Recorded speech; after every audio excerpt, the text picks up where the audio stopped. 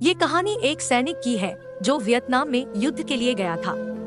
युद्ध समाप्त होने के बाद जब उसके घर लौटने की बारी आई तो उसने अपने माता पिता को सैन फ्रांसिस्को से फोन किया। माँ और पिताजी, मैं घर आ रहा हूँ, लेकिन घर आने से पहले मुझे आपसे एक बात पूछनी है। मेरा एक दोस्त है जिसे मैं अपने साथ घर लाना चाहता हूँ। क्या मैं उसे ला सकता हूँ? बिल्कुल बेटा, ये भी कोई पूछने की बात है। हमें तुम्हारे दोस्त से मिलकर बहुत खुशी होगी, माता पिता ने जवाब दिया। लेकिन पहले एक बात आप लोग जान लें, सैनिक बोलता गया, युद्ध में वह बहुत बुरी तरह घायल हो गया है। उसने एक बारूदी सुरंग पर पैर रख दिया था और उसमें उसने अपना एक हाथ और पैर गंवा दिया है। उसके पास कोई जगह नहीं है जहां वो जा सके, इसलिए मैं उसे अपने साथ रहने के लिए लाना चाहता हूँ। उसकी यह बात सुनकर उसकी माँ बोली, बेटा, तुम्हारे दोस्त के बारे में जानकर हमें बहुत दुख हुआ।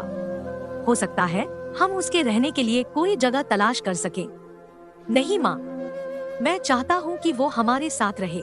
लेकिन बेटा, अब पिता ने कहा, तुम समझ नहीं रहे हो कि तुम क्या चाह रहे हो।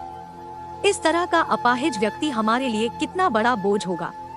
हमारी अपनी जिंदगी है जीने के लिए और हम नहीं चाहते कि इस तरह की कोई भी परिस्थिति हमारी जिंदगी में दखल दे। मेरे हिसाब से तुम्हें अकेले घर आना चाहिए और अपने दोस्त को वहीं छोड़ देना चाहिए। वह अपनी जिंदगी जीने के लिए कोई न कोई रास्ता निकाल ही लेगा। सुनकर उस सैनिक ने फोन रख दिया। कुछ दिनों बाद उसके माता पिता को सैन फ्रांसिस्को पुलिस से एक संदेश मिला जिसमें उन्हें बताया गया कि उनके बेटे की एक बिल्डिंग से गिरकर मौत हो गई है। पुलिस के हिसाब से ये एक सुसाइड केस था। दुखी माता पिता ने तुरंत ही सैन फ्रांसिस्को के लिए फ्लाइट बुक कराई और वहां पहुंच गए। वहां उन्हें शहर के मुर्दाघर ले जाया गया ताकि वे अपने बेटे की पहचान कर सके। उन्होंने उसकी पहचान कर ली, किंतु ये देखकर उनकी कंपी छूट गई कि उनके बेटे का बस एक हाथ और एक पैर था। दोस्तों, इस कहानी में जो माता पिता हैं, वे हम में से बहुत से लोगों की तरह हैं, जो अपनी सुविधाओं को सबसे अधिक महत्व देते हैं।